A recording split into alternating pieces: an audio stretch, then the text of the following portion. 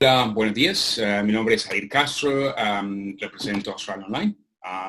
Yo soy el counselor y el administrador de la oficina en Melbourne. Somos una agencia de educación que tiene alrededor de 25 años de experiencia. Nos especializamos en educación, pero también en inmigración. Y hemos recibido una serie de questions de parte de todos ustedes. Muchísimas gracias por eso. Estamos tratando de contestarlas lo más rápido posible que podamos. Las cosas cambian, están cambiando cada día, entonces estamos tratando de ser bastante ágiles con eso. Por favor, sigan mandando sus preguntas. Muchísimas gracias por hacerlo. El día de hoy nos encontramos con Michal Sestak, que es, es nuestro director de la compañía Australia Online, agente registrado de migración. El número de registro es del 0208424 y lo vamos a hacer también en inglés, en español y en inglés estos videos. So good morning, everybody. My name is Jair Castro. I am student counselor and branch manager at Australia Online Melbourne. We've been getting a lot of questions from you in regards to our COVID-19 situation. We are trying very hard to answer as quickly as we can those questions. Things are changing every day. So today we're going to answer 3 of those questions. Please keep in coming those questions. We really appreciate your efforts. We're trying to answer as quickly as we can. And as promised today, we get the experts in the matter. So with us today is Michal Sestak, which is our company director and also registered migration agent in Australia. So good morning, Michal. How are you? Hello. Good morning, Jair, to Melbourne from Sydney. Yeah, thank you very much for taking the time again with us today. Michal, so as mentioned to you before, we had a lot of questions from our students and everyone out there as well, with visa holders, temporary visa holders, student and other visa holders. We trying, I just mentioned Spanish, we're trying to answer all those questions as much and quickly as we can. Things are changing every day. So I've got 3 questions for you, and I was wondering if you could help us out to solve those answers, please, those questions, please. We'll be happy to help. Make sure that the Spanish audience understand the question as well. We do, thank you. So we understand that some of you have been advised to apply for a Bridging Visa E. So let us ask to our expert in the matter. Michal, so if I'm in Australia, right, and I want to go back to my country, I don't want to stay any longer, my visa is about to expire, and can I actually apply for this visa, Bridging Visa E? What's this visa about, and what are the implications to apply for this visa? Una visa de puente E.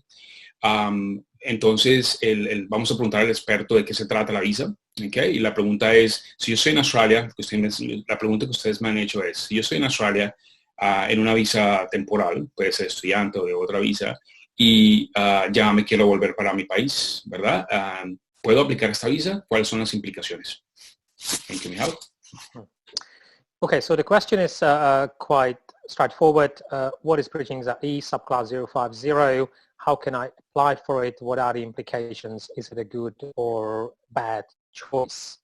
Well, what we need to understand about Bridging Visa is that, generally speaking, you cannot apply for Bridging Visa unless you have lodged a substantive visa application, such as student visa, visitor's visa, working holiday, etc., etc.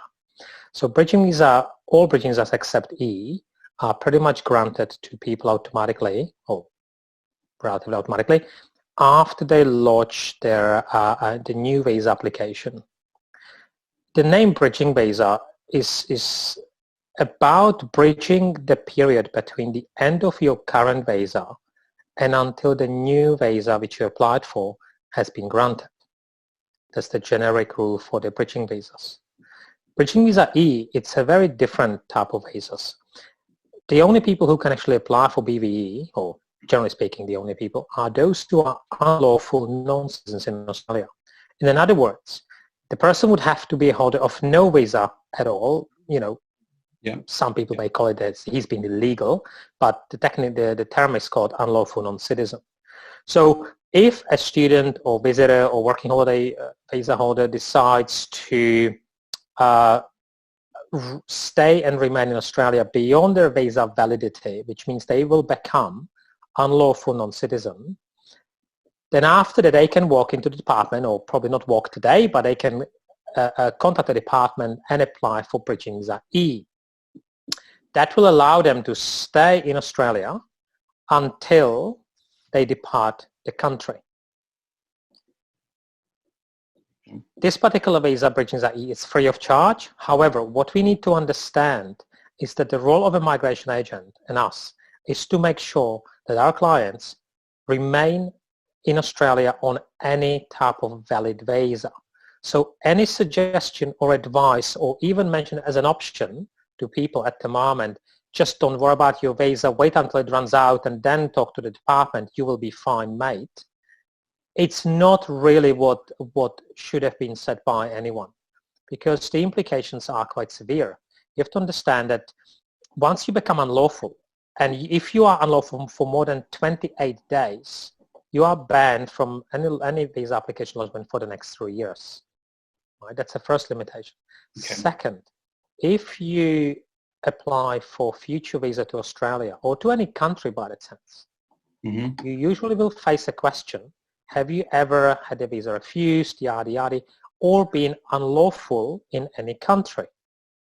And at that point in time, you would have to say yes, which means that most countries would have a problem with granting a visa to people who were unlawful in any other country. It's a question of a character, really. You know, I mean, if someone is a genuine person and says, okay, look, I understand, I have to obey the law of Australia.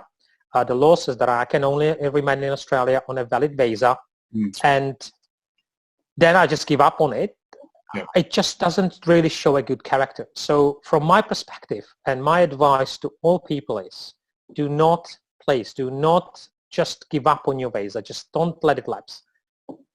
You can apply the last day for a new visa, even a visitor's visa, which is pretty much open to anyone at the moment.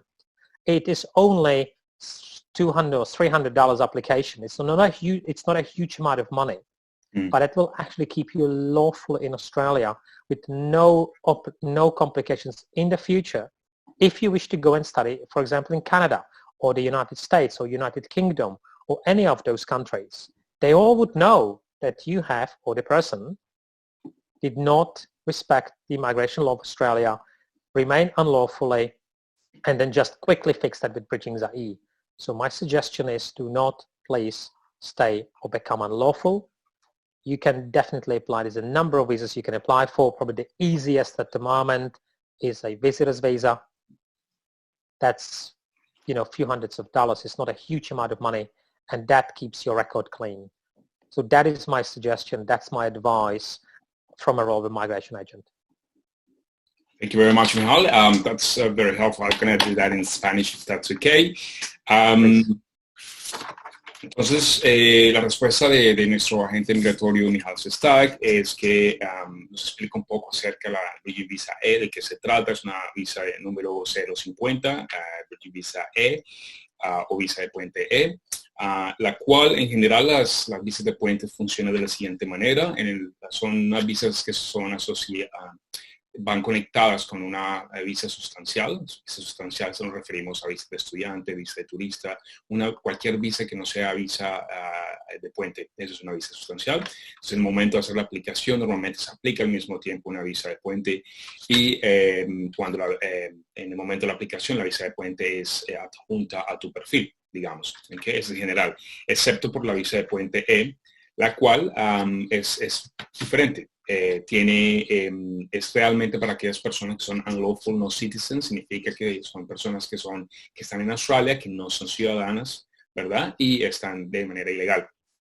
Significa que realmente son aquellas personas a las cuales se les vence la visa y están en Australia todavía y no tienen una visa activa, digamos. Entonces, realmente como funciona en general es, esa visa les deja, al aplicar en el momento que se convierten ilegales y aplicar la visa de puente E, Esta visa los deja permanecer en Australia hasta el momento que ustedes organicen todo lo que corresponde para salir del país, ¿verdad?